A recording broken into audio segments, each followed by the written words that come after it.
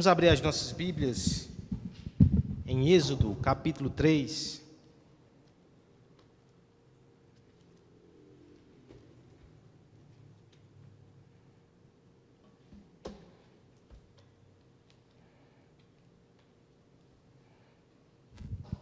Êxodo, capítulo 3. Um texto extenso, nós iremos lê-lo todo, mas não nesse primeiro momento, certo? Nós iremos ler ao longo da exposição. Finalmente, irmãos, nós avistamos o retorno tão sonhado ali no horizonte. É claro que será um pouco diferente. Teremos algumas restrições necessárias, mas também teremos diferenças positivas. Um espaço novo e maior, uma nova etapa na vida da nossa igreja. Um grande encontro nos espera. E enquanto não chegamos lá, cumpre-nos preparar nosso coração, a nossa casa, para esse momento tão singular. Êxodo, capítulo 3, vai nos ajudar com isso. Vamos ler primeiramente dos versos 1 a 3. E depois, ao longo da exposição, nós concluiremos a passagem, se assim o Senhor permitir. Apacentava Moisés o rebanho de Jetro, seu sogro, sacerdote de Midian, e levando o rebanho para o lado ocidental do deserto, chegou ao monte de Deus, a Horebe. Apareceu-lhe o anjo do Senhor numa chama de fogo no meio de uma sarça. Moisés olhou, e eis que a sarça ardia no fogo e a sarça não se consumia. Então disse consigo mesmo: irei para lá e verei essa grande maravilha, porque a sarça não se queima. Vamos orar mais uma vez, pedindo graça ao Senhor. Pai bendito, pedimos a Tua iluminação nessa noite, e pedimos mais do que isso, que o Senhor encontre-se conosco, através da Tua palavra, para a Tua glória e para a nossa alegria, no nome de Jesus Cristo. Amém. Encontros casuais, por mais importantes que sejam, não demandam preparação, especialmente quando se trata de uma surpresa.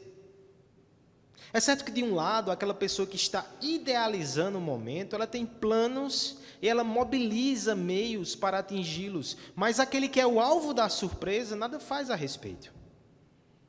Muito possivelmente, foi nesta estrutura que se deu o nosso primeiro encontro com o amado da nossa alma, o nosso Senhor Jesus Cristo, o dia da nossa conversão. A maioria de nós não esperava o que aconteceria naquele momento, que mudaria a sua vida. E ainda aqueles que de algum modo se prepararam para aquele momento, para aquele encontro, para aquele instante, não poderiam jamais mensurar o impacto que aquele encontro produziria. E depois dessa primeira aproximação de verdade, de salvação e de graça, os encontros tornaram-se constantes, uma doce rotina na nossa vida, e assim também mais planejados. Seja aqueles encontros diários na nossa devoção pessoal, ou então o encontro semanal, o ajuntamento público, o encontro da família da fé com o Deus vivo e verdadeiro em assembleia solene. Você consegue lembrar do seu primeiro encontro com Cristo? Você consegue lembrar dos seus primeiros encontros devocionais com a palavra de Deus? Como você lia avidamente? Você consegue lembrar dos seus primeiros cultos? A sensação de ter uma família unida, louvando o Senhor que você tanto amava? E por que eu estou trazendo à memória tantos momentos cheios de afeto e significado? Porque depois de um longo e inesperado hiato, essa pausa nas nossas atividades presenciais, boa parte de nós está exatamente neste limiar, às portas de um recomeço, flertando com um reencontro com o Senhor no seio da sua igreja reunida. E para tanto, irmãos, um momento tão sublime, tão singular, Nós devemos preparar não somente a estrutura física do jardim, como estamos fazendo. Cada um de nós deve também arejar a antessala do seu coração para esse encontro maravilhoso com Deus. Diante disso, eu quero te convidar a um texto que fala sobre Deus se encontrando com o seu povo, e num contexto muito interessante. Porque ao longo da história do povo de Deus, eles também passaram por separações momentâneas, desencontros do culto. Pense, por exemplo, naquele período de 70 anos no cativeiro. Mas antes disso também nós temos o período em que o povo de Deus esteve cativo no Egito e não podia se reunir para adorar o Senhor. Tanto é que este foi um dos argumentos que Moisés usou sobre ordem de Deus com o faraó: deixe meu povo sair para me servir, para me adorar. E o que nós temos aqui é exatamente o momento que Moisés tem um encontro com Deus, e este pré-encontro o prepara para o capítulo 19, onde finalmente ele reúne todo o povo em assembleia solene. É claro que há algumas diferenças teológicas no nosso momento para esse momento. Deixa eu falar da diferença, depois eu volto para a semelhança.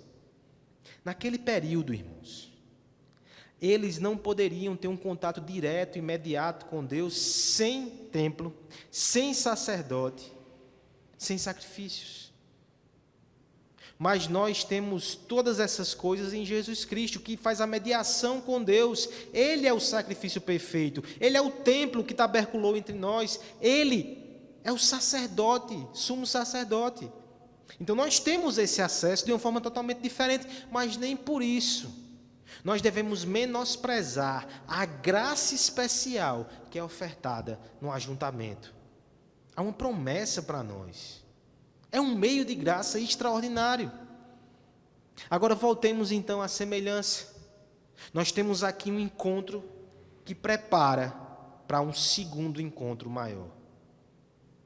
É esta perspectiva que eu quero trazer para você nessa noite. Um encontro com Deus vivo e verdadeiro onde você está, na sua casa, diante da palavra, porque Cristo fala conosco, mas preparando o seu coração tanto para valorizar momentos assim, como para que você possa encher o seu coração de expectativas corretas para o que Deus fará na semana que vem e para a forma com que você deve se comportar no culto, no encontro, no reencontro com Deus em assembleia, com a família da fé cultuando junto a você.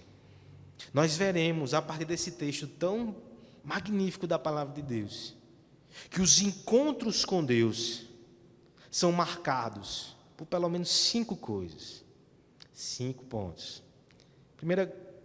Primeiro elemento, os encontros com Deus são marcados por encantamento, versos 1 a 3. Veremos também que o encontro com Deus é marcado por reverência, versos 4 e 5. O encontro com Deus é marcado por consolo, versos 6 a 9. O encontro com Deus é marcado também por comissão, versos 10 a 12. E por fim, o encontro com Deus é marcado por encorajamento, versos 13 a 22. Veremos nessa noite que quando o povo de Deus se encontra com Deus, nós temos encorajamento, reverência, consolo, comissão e encorajamento. Encantamento e encorajamento. Primeira coisa, então, irmãos, que nós temos quando nos deparamos com Deus, quando nos encontramos com Ele individualmente e em culto público, nós temos encantamento. Como é que você poderia descrever a sua rotina diária, a sua rotina semanal? Será que o termo mais adequado seria mesmice ou emoção ou surpresa? Há um senso monótono de normalidade na sua vida? Ou você é tomado, na maioria do tempo, pelo sentimento de espanto e de novidade?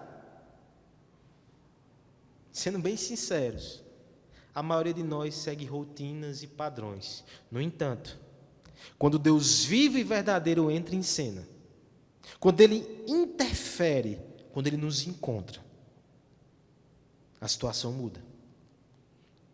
Veja o que acontece aqui com Moisés. Ele está afogado, ele está mergulhado no meio da sua rotina. E que rotina? Este é o homem que por 40 anos viveu de forma nabanesca na corte do faraó, tratado, criado pelo faraó como filho. Mas depois de uma grande reviravolta na sua vida, ele não está mais nesse império suntuoso. Ele não é mais príncipe do Egito. Ele deixou o resplendor da corte de faraó. Agora a sua rotina é outra. Habitando no deserto. Ele cuida então do rebanho de Jetro, seu sogro. Agora ele é um humilde pastor. No meio da poeira. No meio do sol do deserto. Mas não é interessante que Deus revela-se a ele exatamente ali, naquela situação tão ordinária, tão comum, é ali, sobre a névoa da normalidade, que o Senhor aparece e intervém na sua história. Veja o extraordinário brotando aqui. Primeiro nós encontramos uma árvore, no verso 2, sassa, um tipo de vegetação extremamente comum no deserto. Mas ela pegava fogo. O que também não era tão extraordinário assim, por causa da vegetação seca, das temperaturas altas, havia esse tipo de autocombustão. Mas o que chama a atenção de Moisés é porque essa sarça, ela não se consumia. O verso 2 nos revela que o anjo do Senhor estava ali. Mas nós não sabemos se ao primeiro momento Moisés teve essa noção toda do que estava acontecendo. O que nós sabemos e o que nós percebemos é que os seus olhos ficaram cheios de encantamento. Porque o verso 3 diz: irei para lá e verei essa grande maravilha. A sarça ardendo, com a presença do Senhor no meio daquele evento, é cheia de significado para nós. E também deve trazer espanto e encantamento ao nosso coração. Primeiro, porque mostra que Deus tem poder suficiente para fazer com que as propriedades naturais de algo ajam de forma totalmente distinta e oposta, ou seja, Ele controla toda a natureza, Ele controla todas as coisas. Mas uma aplicação mais simbólica aqui é que aquela sarça que não se consome pelo fogo é um retrato muito simbólico do povo de Israel, que estava sob jugo do faraó, que sofria, que era oprimida, mas que não era consumida pelo fogo. Por quê? Porque o anjo do Senhor, a presença de Deus, estava com eles. Isso deve trazer encantamento aos nossos olhos. O primeiro encontro que nós tivemos com o nosso Senhor, nós também tivemos essa sensação de deslumbramento, de maravilha, porque a nossa vida seguia numa direção, e de repente nós percebemos um mundo espiritual que não tínhamos conhecimento, ainda que tenha sido através de coisas simples, de lugares simples. Foi a palavra de um pastor, foi o testemunho de um amigo, mas o poder sobrenatural de Deus agiu, e nós ressuscitamos. Talvez você passou por um contexto mais dramático no seu primeiro encontro com o Senhor. Talvez você estava no fogo, não foi consumido, Ele te livrou, e ali você entregou a sua vida a Jesus Cristo. Mas seja como for, esse espanto, esse assombro, esse encantamento deve estar presente em nossas vidas. É porque às vezes, como Moisés, nós estamos no meio da poeira e do enfado do deserto, as lides do dia a dia. Por isso que você precisa abrir a Bíblia para que se descortine diante dos olhos as coisas extraordinárias que Deus tem feito. Eu compartilhava essa semana com uma irmã aqui do jardim alguns pedidos de oração, parentes enfermos, situações difíceis. E no meio disso tudo ela também me trouxe milagres que Deus fez.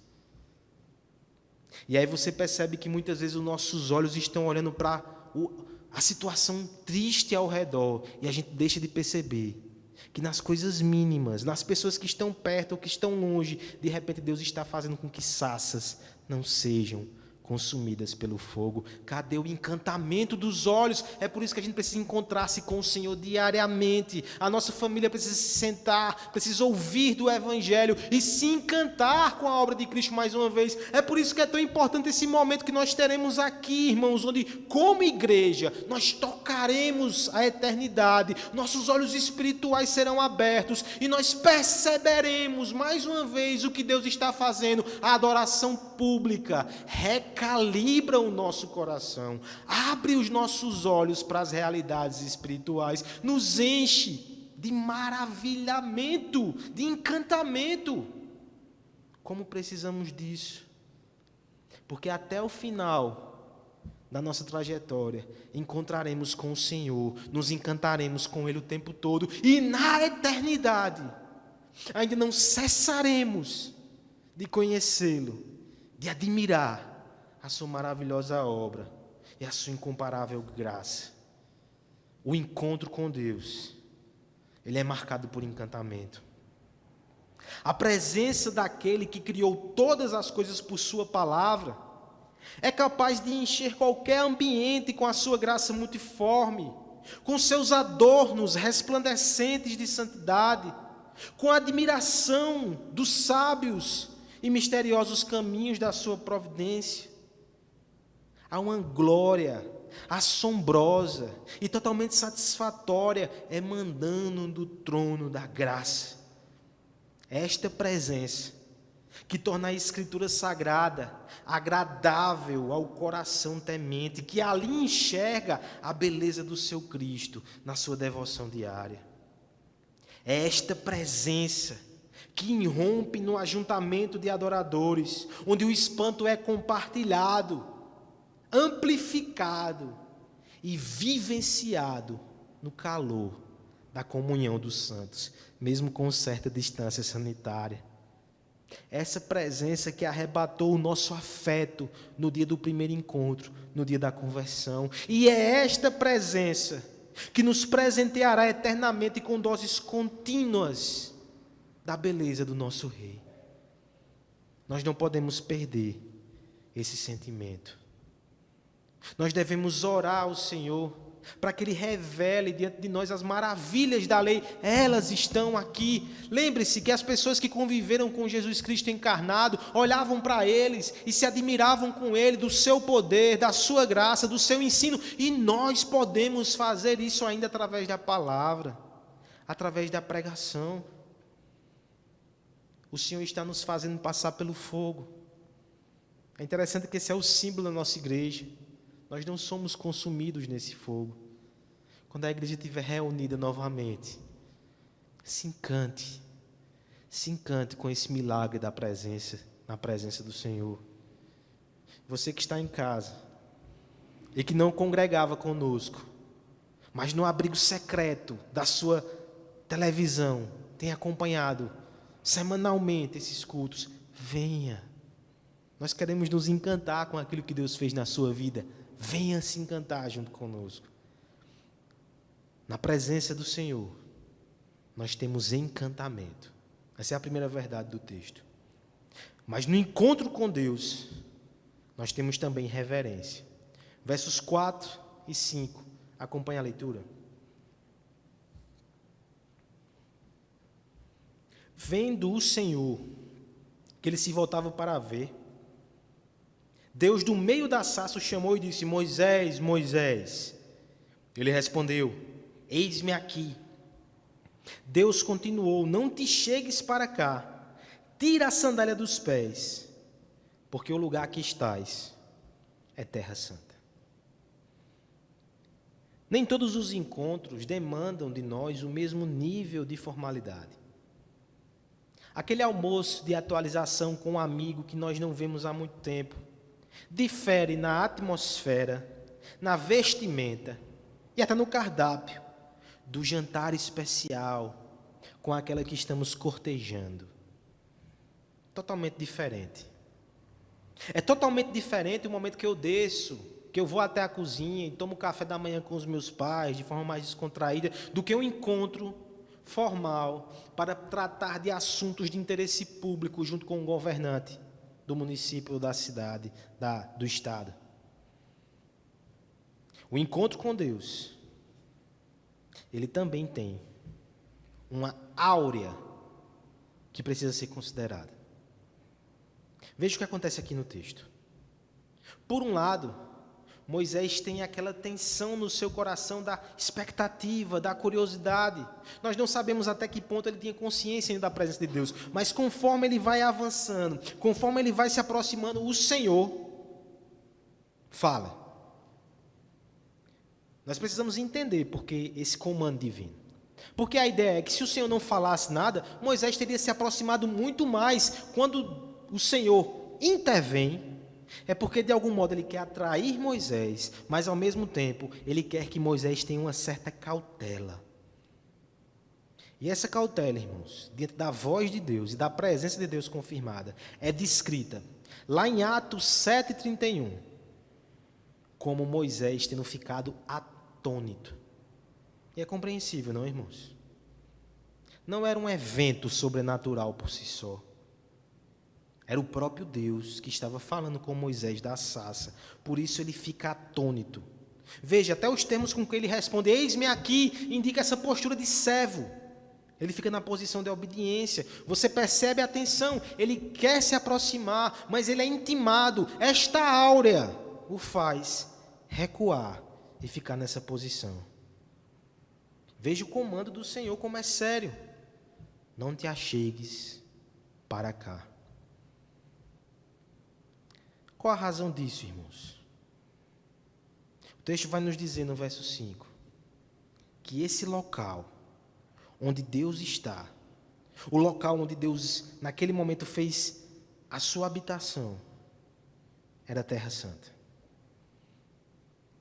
Veja que interessante.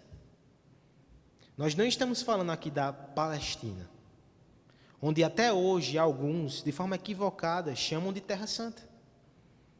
Nós não estamos falando de um templo formal, onde alguns crentes ainda acham que o templo é mais santo do que os lugares aí fora. A ideia aqui, irmãos, é que nenhum desses espaços geográficos sem a presença de Deus, de forma especial, é santo. Mas com Deus, até a sua casa, onde você está agora reunido com a sua família, se Ele está presente aí em adoração, este lugar é santo. Então você percebe que a resposta a isso, como nós devemos agir diante de um encontro de Deus, um de Deus santo. O texto vai dizer, tirar a sandália do pé, esse lugar é santo. Tirar a sandália do pé indica aquele cuidado de quem está ali no deserto, acumulando sujeira no seu calçado, ele tira, para que ele possa se aproximar de forma mais limpa, ao mesmo tempo de forma mais humilde também. Isso se chama reverência. Não é chegar diante de Deus de qualquer jeito, sem preocupações.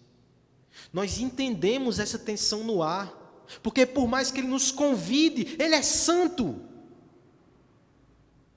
Você lembra do texto que Guilherme leu? Ele nos trouxe para o seu reino, mas nós não podemos esquecer que Ele é fogo consumidor. Nós não devemos tratá-lo de forma desinteressada, leviana, sem preocupar-se com as nossas vestimentas, cheio de sujeira nos pés, melecando a sua casa. O nosso primeiro encontro com Deus, nós tivemos esse impacto. Por muito tempo nós vivemos no pecado e não nos importávamos com isso. Mas quando nos deparamos com Deus Santo, nosso coração pesou. A sua justiça se revelou, nosso pecado ficou patente, nossa condenação ficou explícita e eminente. A santidade dele expôs a nossa nudez e a nossa impureza. Mas mesmo amparados, cobertos, vestidos pela justiça de Cristo, pela sua pureza, esse senso de reverência à santidade de Deus permanece em nós. É por isso que quando nós estamos juntos para cultuar, nós prezamos por um momento de seriedade, concentração, contrição, confissão de pecados. É por isso que mesmo onde você está aí, por favor, irmão, redobre o esforço para que a sua família esteja atenta ao Senhor falando. Isso é muito sério. Até mesmo quando nós chegarmos no encontro final, despidos de toda mancha, de toda mácula do pecado, nós ainda nos curvaremos a Ele, porque saberemos que a sua santidade é incomparável. Não tire isso de vista. Nosso Deus é santo. E quando nos encontramos com Ele, esse encontro também deve ser marcado por reverência. Quando a claridade invade o mundo sombrio, são desfeitas todas as fortalezas que ocultam os vícios. São expostos os segredos até dos mais puros. São reveladas as nossas sombras remanescentes. Quando a pureza jorra na sequidão do deserto, a infertilidade perde o seu refúgio. A imperfeição confessa a aridez de todos os seus caminhos. A ausência de virtudes é desmascarada. Quando somos colocados diante daquele que é santo, não há mortal que infle o seu ego, que alardeie os seus feitos, que olhe altivamente para o céu. Mas onde o incrédulo só colhe desespero e condenação, aquele que foi adotado pela santidade crucificada, ele entrega o temor reverente de um filho amado. Nós não temos mais medo de ser condenado por essa pureza, mas nem por isso nós somos levianos.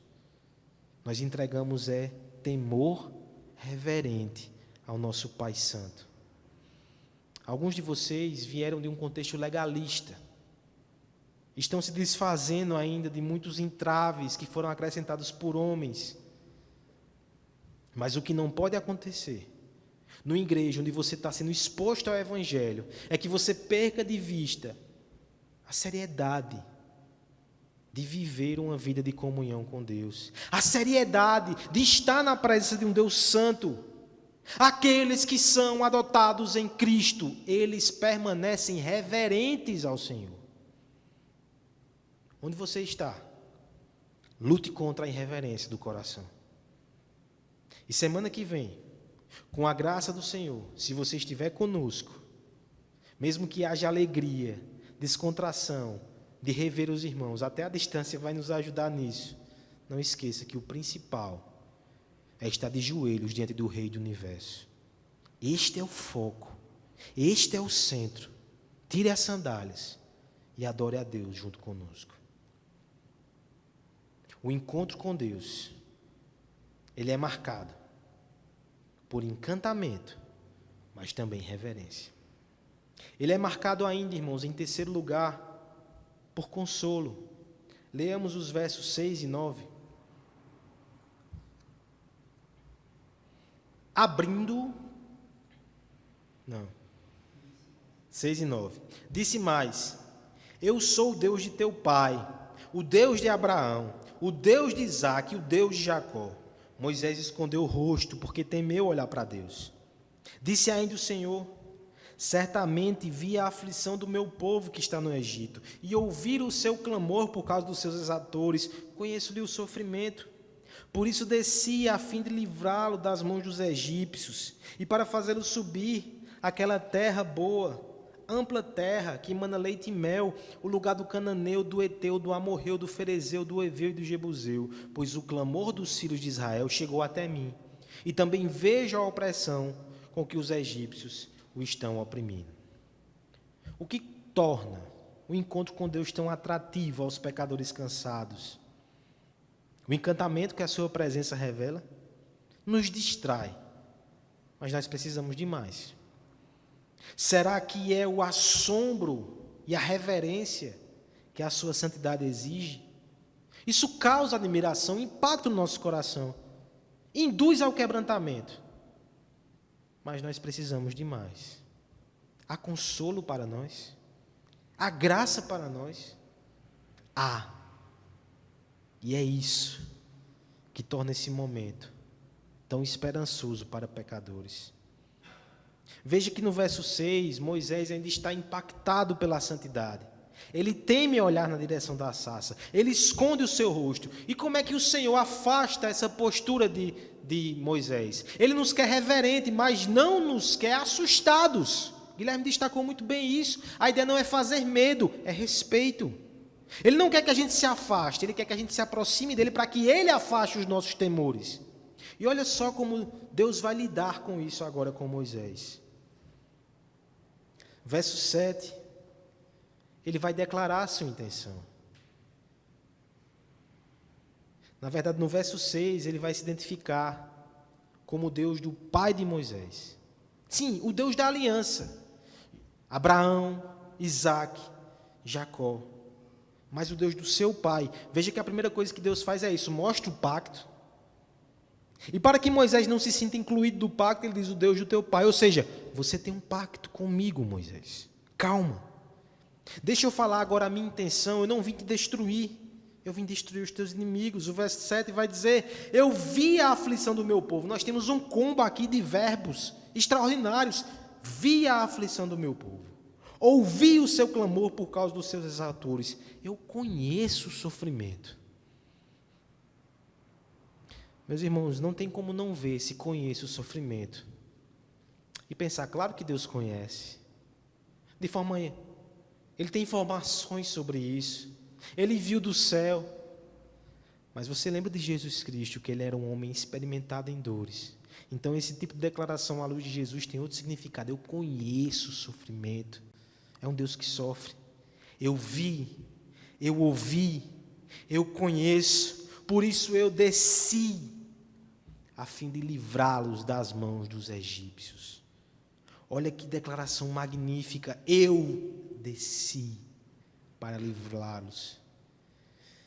Como é que a gente pode ver esses versos e não lembrar do nosso Salvador, que é o nosso consolo? Quando nós nos encontramos com Deus, Ele comunica consolo ao nosso coração, porque Ele promete intervenções graciosas e nos faz lembrar daquela que é a maior de todas, o próprio Deus que sentiu o nosso sofrimento, que desceu para nos livrar.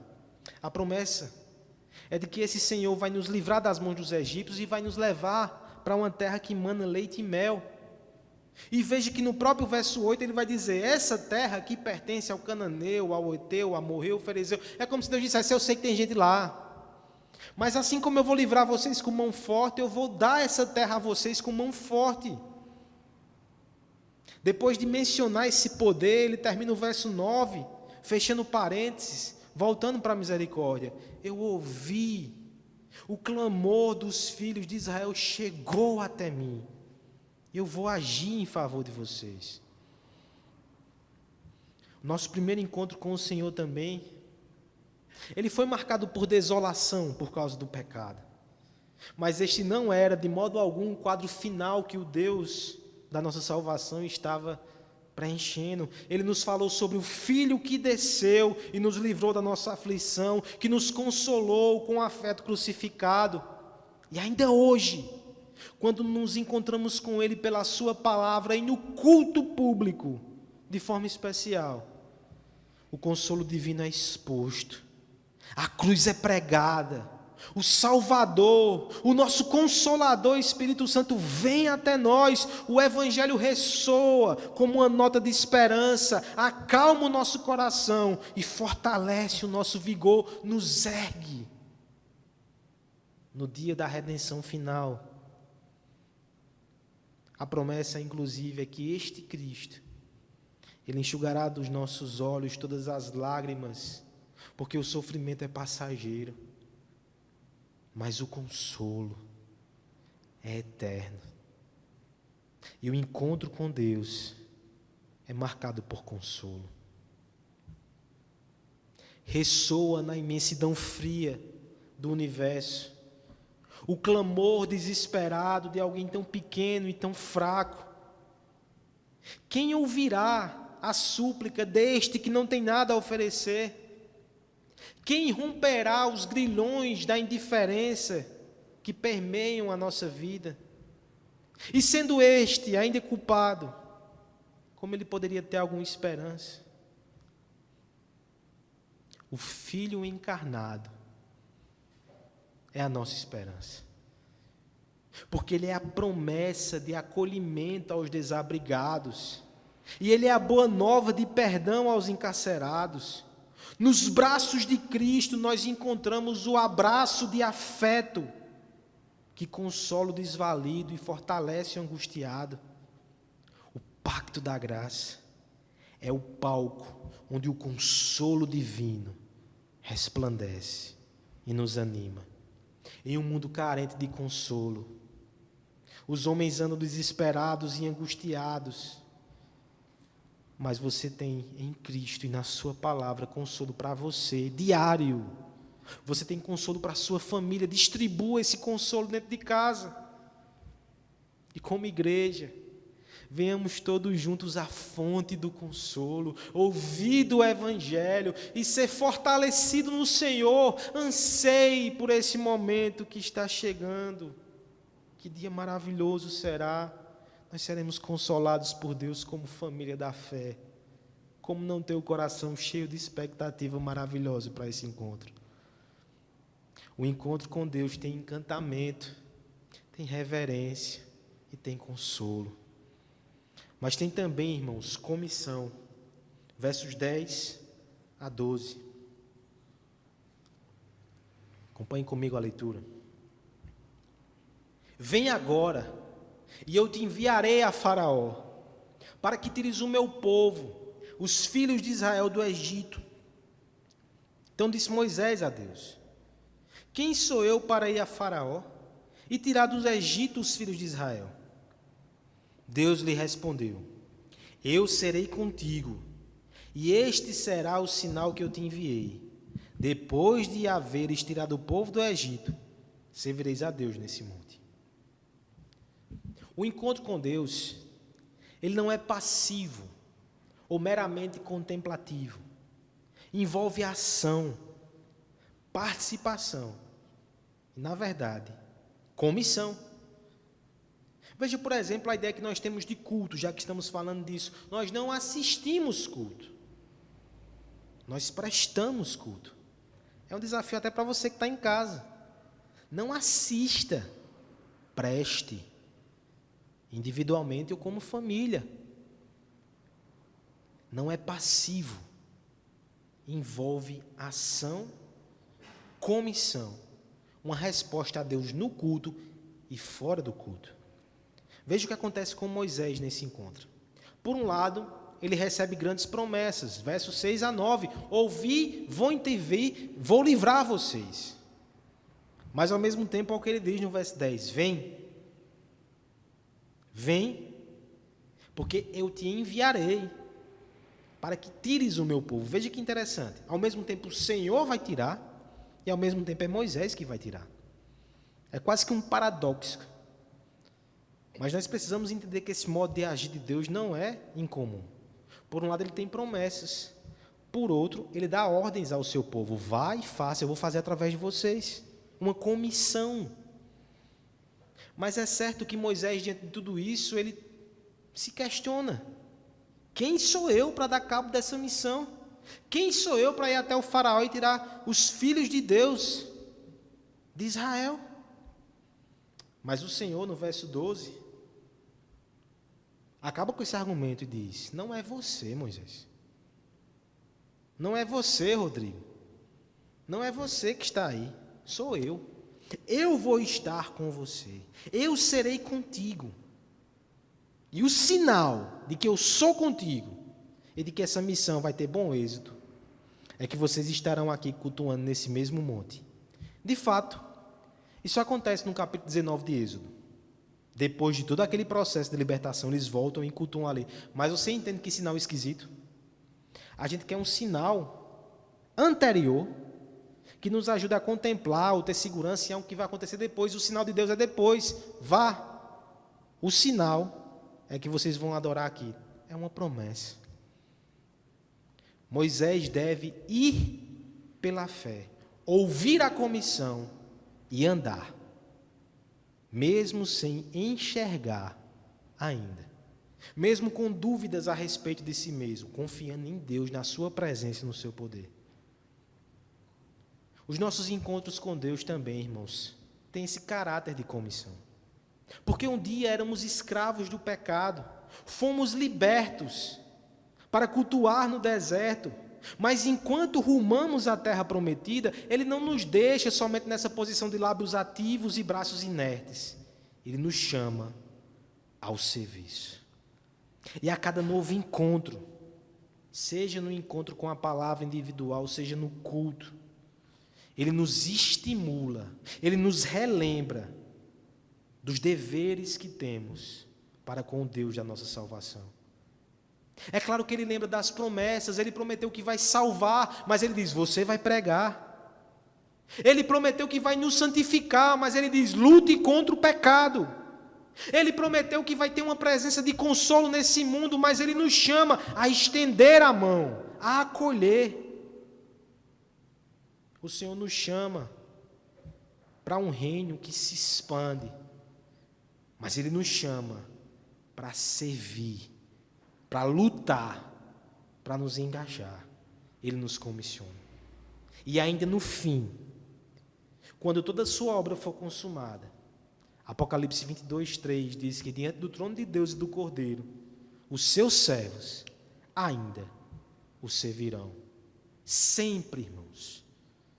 Os encontros com Deus, eles têm esse elemento de comissão.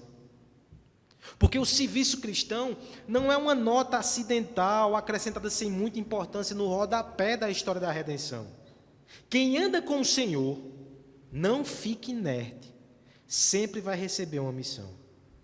O Deus Criador, ainda no jardim, nos entregou mandatos. Eles não foram revogados com a queda, nós estamos vendo isso aqui nas quartas. E o Deus Redentor também nos comissiona à pregação, ao discipulado, a espalhar a sua glória nesse mundo. E mesmo quando o pecado for extirpado de nós, o serviço ainda permanecerá, pois há dignidade no trabalho, e o Senhor não nos privará dessa oportunidade.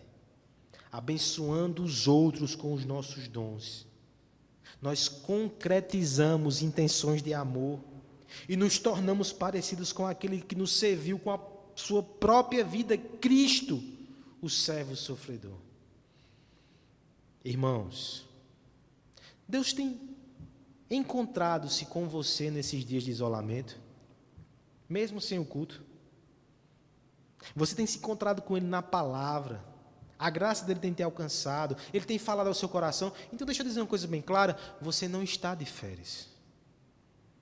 Você deve buscar formas de servir a Deus e os seus irmãos, você não está de férias. Sempre que Deus nos encontra, Ele nos comissiona. E agora que vamos voltar para o ajuntamento, para a igreja, para a comunidade, não pense que agora vou ser servido de forma melhor na igreja.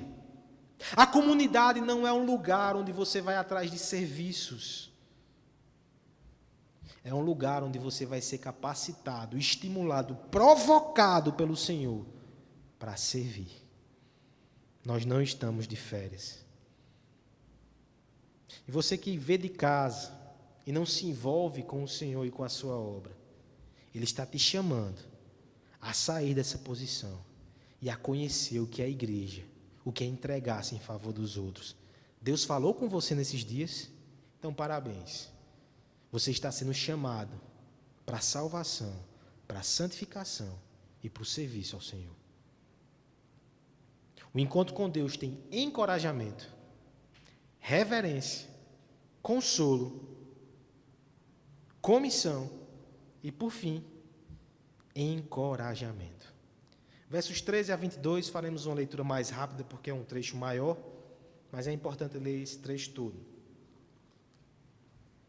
Disse Moisés a Deus: eis que quando eu vier aos filhos de Israel e lhes disser, o Deus de vossos pais me enviou a vós outros, e eles me perguntarem, qual é o seu nome? Que lhes direi eu? Disse Deus a Moisés: eu sou o que sou. Disse mais, dirás aos filhos de Israel, eu sou, me enviou a vós outros. Disse Deus ainda mais a Moisés: assim dirá aos filhos de Israel: o Senhor, o Deus de vossos pais, o Deus de Abraão, o Deus de Isaque, o Deus de Jacó, me enviou a vós outros. Este é o meu nome eternamente, e assim serei lembrado de geração em geração.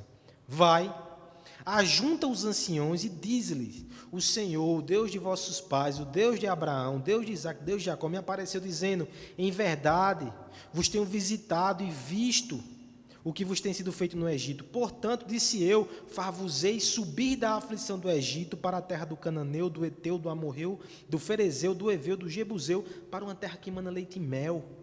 E ouvirão a tua voz, irás com os anciões de Israel ao rei do Egito e lhes dirás: o Senhor, o Deus dos hebreus, nos encontrou. Agora, pois, deixa-nos ir a caminho de 3 dias para o deserto, a fim de que sacrifiquemos ao Senhor, nosso Deus. Eu sei, porém, que o rei do Egito não vos deixará ir, se não for obrigado por mão forte. Portanto, estenderei a mão e ferirei o Egito com todos os meus prodígios que farei no meio dele. Depois vos deixará ir.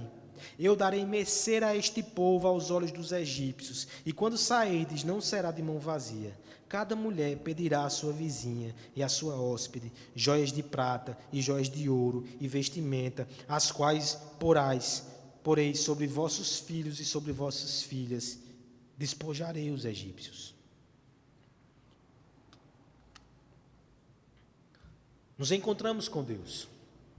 Os olhos brilham com o encantamento que Ele produz. O joelho curvado atende o chamado da reverência de sua santidade. O coração está confortado e acalentado pelo consolo do Evangelho. As mãos dispostas e prontas ao serviço, diante da sua comissão. Mas olhamos para fora, e o faraó ainda nos amedronta. O Egito se levanta contra nós, a peste ainda nos circunda. Temos um deserto pela frente. Será que conseguiremos? Onde encontraremos força e ânimo para a jornada? No encontro com Deus. Ele vem nos encorajar. Moisés segue com as suas objeções, e ele diz: Senhor, quando eu encontrar com esses homens, como é que eu vou dizer que falam em teu nome? É interessante que aqui talvez seja um gatilho para um trauma passado de Moisés. Assim que ele ficou sabendo que era um hebreu, ele matou um egípcio que torturava um dos seus irmãos. Mas ele não foi recebido bem pelos outros hebreus, que disseram: quem te colocou como juiz entre nós? Talvez esse seja o trauma de Moisés. Ele precisa levar o nome do Senhor de forma especial, uma revelação do Senhor, para que aquelas pessoas saibam que Ele está com ele. Mas veja o que Deus faz. No verso 14 ele diz: dirás a ele que eu sou o que sou. Interessante que essa formulação é o tetagrama, é o nome do Senhor, que os judeus guardam com tanta reverência. Deus tem outros títulos, e Ele usou no Gênesis, como por exemplo El Shaddai, que destaca um atributo, que é a força. Mas aqui não. O nome que é dado para que Moisés leve ao povo é: eu sou o que sou. Autoexistente, imutável, não sujeito à variação. Eu sou aquele que é, que há de vir. Essa é a descrição. Olha o poder que está contido nesse nome. Mas ao mesmo tempo, veja que ele repete tantas vezes aqui a Moisés e ao povo que deve ouvir por boca de Moisés. Mas ao mesmo tempo eu sou o Deus de Abraão, de Isaque e de Jacó. Ou seja, vocês têm uma missão muito dura pela frente. Vocês vão enfrentar o maior império do mundo. Eu sei, mas lembrem-se, eu sou o que sou, o grande eu sou está com vocês. E lembrem-se, tamanho poder é canalizado pelo pacto, pela aliança. É assim que eu serei chamado eternamente. É por isso que vocês podem confiar. Deus é tão sábio que em poucos versos ele vai narrar toda a epopeia que se estende daqui até o capítulo 18, o Êxodo. Ele vai dizer que eles vão comunicar-se com o faraó, que o faraó vai resistir, que Ele vai levantar sua mão forte contra o Egito com prodígios e maravilhas. Veja só, é como se Deus dissesse: quando a oposição se levantar, não se atemorize, eu sabia, eu estou preparado para isso.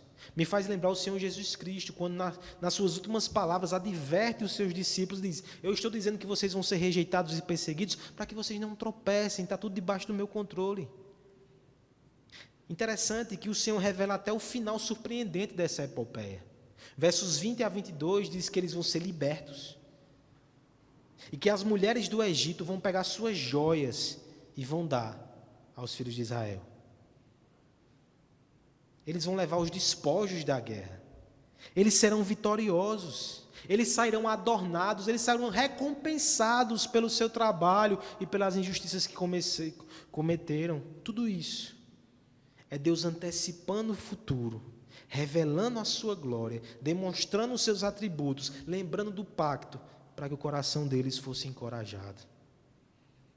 Quantas vezes o medo invade o nosso coração, mas quando nós buscamos o Senhor e lemos na sua palavra, temos uma revelação tão forte dele, que o medo evapora. Quantas vezes nós não entramos também cabisbaixos no culto, no ajuntamento, com medo do amanhã, com medo da praga, com medo da crise, e o Senhor vem ao nosso coração, nos lembra quem Ele é, o que Ele fez e os seus compromissos eternos para conosco, inclusive anunciando que teremos dias difíceis, mas Ele venceu o mundo. Nós somos encorajados, até no nosso encontro final, nós seremos fortalecidos de caminhada em caminhada, de passo em passo, pela fé do Senhor. Enquanto caminhamos, nós temos tempestades de adversidade que se erguem em nossa direção.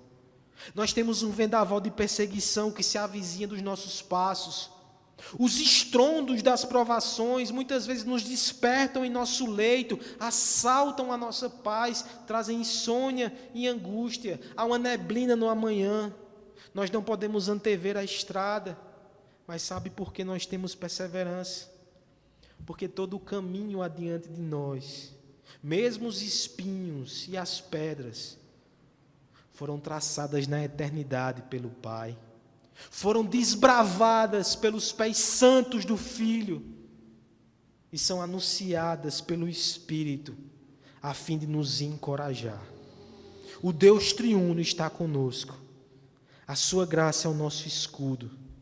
É por isso que nós seguimos. É por isso que nós lutamos. É por isso que nós triunfaremos nele e para a glória dele. Quais são os temores que invadem o teu coração? Entregue a Deus em oração. Apresente ao Senhor e deixe que Ele descarregue toda a sua ansiedade. Precisamos desse encontro diário. E no meio de tantas angústias e tantas incertezas, nós vamos retornar ao culto, irmãos. Você consegue perceber que Deus vai estar nos encorajando de forma coletiva e mostrando que este é o nosso final? O nosso final não é a doença, o nosso final não é a morte, o nosso final é a adoração. Isso é encorajamento da parte de Deus. O encontro com Deus nos encoraja. A vida cristã é feita de encontros. A vida cristã é feita de grandes encontros. O primeiro deles, a nossa conversão, foi o dia que nós contemplamos pela primeira vez a beleza e a glória do nosso Cristo. Mas diariamente, semanalmente, indivíduos e famílias continuam buscando mais ao Senhor.